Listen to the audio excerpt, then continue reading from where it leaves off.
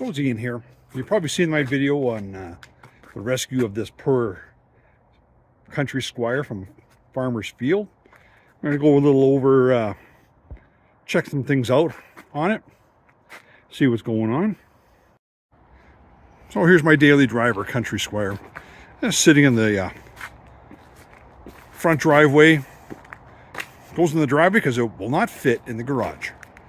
The distance that the trailer hitch sticks out is how far it will fit from getting in the garage. So family gets to get the garage and the wagon gets the driveway. So this is a 1979 Ford LTD Country Squire.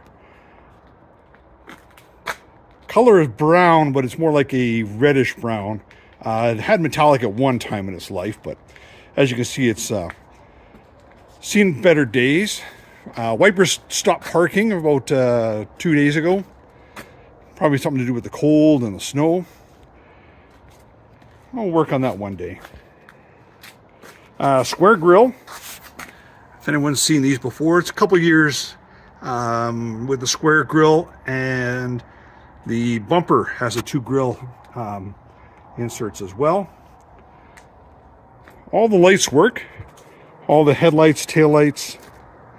I got some stuff for emergency transport in case I end up going in the ditch somewhere.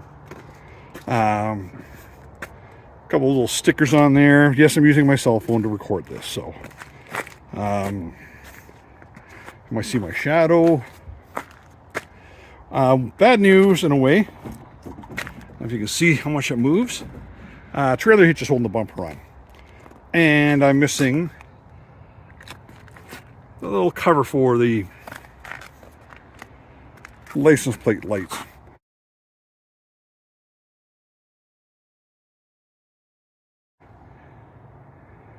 Grid does not work for the defroster. One of the little tabs is broken off. Missing some pieces through the grill, I can see.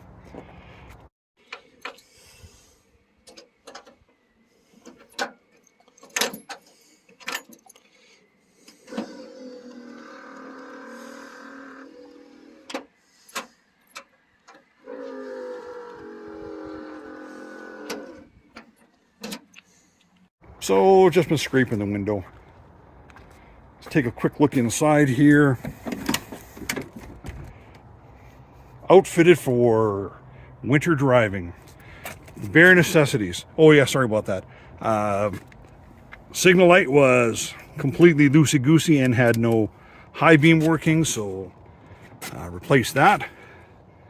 That's not a CB radio. Dash camera. Recommend everybody get a dash camera. I need to keep track of the heat, especially on the road trip that we just took. So installed a junkyard temperature gauge.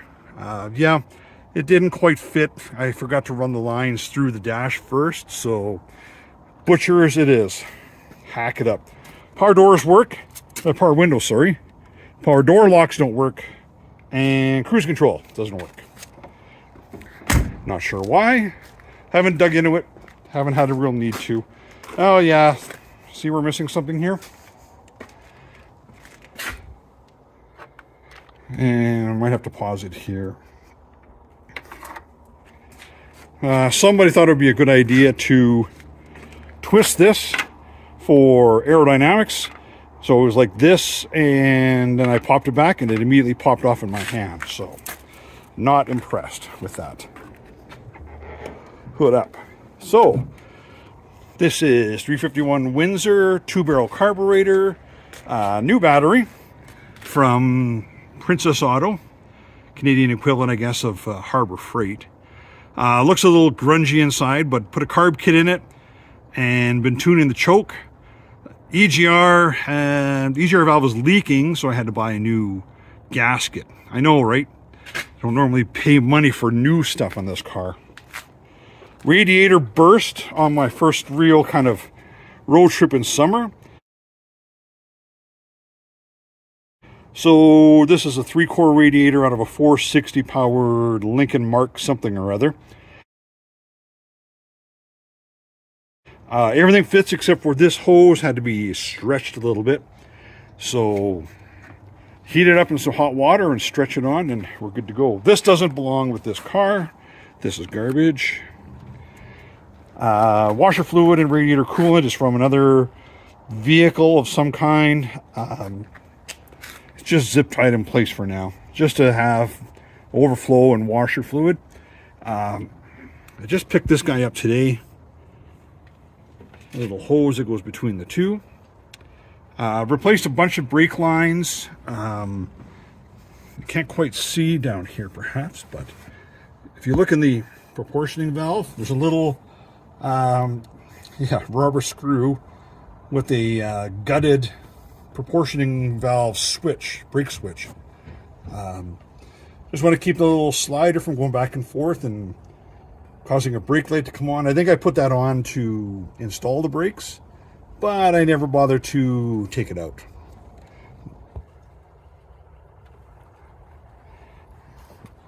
It is equipped with cruise control, but like I said, it doesn't work. The old DuraSpark ignition, quite a small little canned ham under the hood here. Seen some that are quite larger than that. Vacuum reservoir, really what it is. Ran the temperature gauge through here, where my finger is, and up to sensor on the intake manifold. Junkyard replacement spark cables, because I'm a cheapskate. Brand new belt here though. There's things I will cheap out on, and the serpentine belt was really wasted. Air compressor spins. Belt doesn't look terrible. Unfortunately, there is no air conditioning. Of course, it's probably leaked itself out. And if you can see right down in there, you'll see a little bracketry. That was the smog pump, which I disabled and removed. And I kept a bunch of smog pump parts up top here, along with a nice battery cable, which I pulled out of a BMW. Great if you're doing remote battery mounts. So keep that in mind. Down underneath here, it's hard to really see anything with all the darkness, but there was an air pump slash injector tube. Went from one head to the back of the other head. I chopped that out and spun the mounting tabs the opposite direction, put a little sealant on it to plug the holes. So a little bit of emissions delete. Gotta love that here in Alberta. Emissions testing, what's that? That's for other provinces. So we're gonna close the hood. Junkyard Steelies. Paid actually real money for winter tires. They're only 6 years old, so we can get away with that. Have replaced the brakes and I've replaced the rotors on the front. Rear's just a quick little tidy. Buzzed a hone through the cylinders on the back and replaced all the rotted brake lines on this poor thing.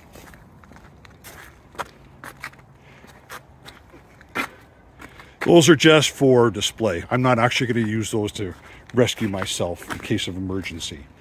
Along this side of the car, you'll see a little bit of a weight reduction here and a little bit more there. So not really worried about the body too much. Going along the side here, for those of us who know these cars, right along in this side here is a terrible spot for brake lines and fuel lines rusting out. And wouldn't you know it, rusted out both brake lines and fuel lines on this car. So just spliced them together with some coupling from Napa. Napa Todd was good to me. They're really inexpensive and they bend quite nicely. I've got a flaring tool, so I made my own flared ends if necessary. But it's probably got a couple too many junctions for my taste. Back seat, well, it's full of tools and gloves because nobody really is riding in this car. If you look at the seat, it's got a bit of a gangster lean to it. Grandpa, I'm afraid to say, may not have been a small individual, but really there's just this damage on the seat. All the springs or wires underneath this seat were completely blown out.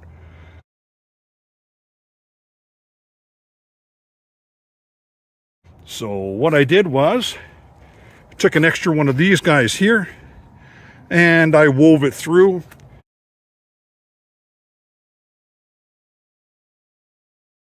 And the bottom doesn't at least crush, but this one here, I got the gangster lean happening there. So I put this back together here. This is part of the steering wheel. It's actually literally like falling apart in my hands here as I drive. So that's there. Yeah, so be it. No horn in the center. It's on the end of the stock.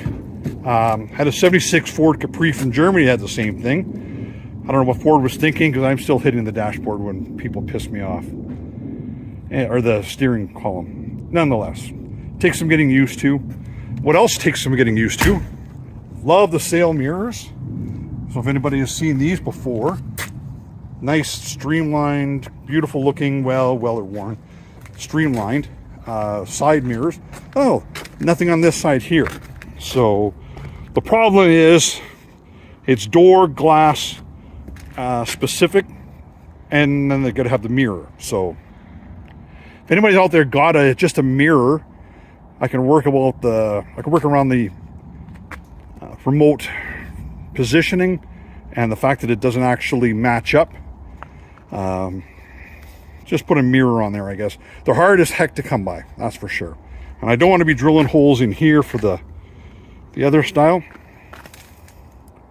But I mean, if worst comes to worst, I'll take care of that. Yeah, I'm not a big fan of the rust on this side. You can see which side was facing the sun. Blistered it all up pretty good. Not as bad on this side here for the rust as on the other side for whatever reason. Single exhaust, but in that mess over there, I've got an exhaust for a complete driver's side exhaust and H-pipe, both out of a Grand Marquis. So that's in the garage waiting for nicer weather, I guess. My welding skills are not what they should be or could be, so tend to blow through the pipe for some other reason. Anyways, this is my daily driver. Hope you enjoy it. I know I've already had an offer to purchase it. Got the thumbs up on the road today at the car wash of all places too. So anyways, that's it for today. Hopefully I can get that EGR gasket so it doesn't leak anymore and putter. And that'll probably be tomorrow's work. Speaking of tomorrow, I might have a new arrival coming tomorrow. So stay tuned.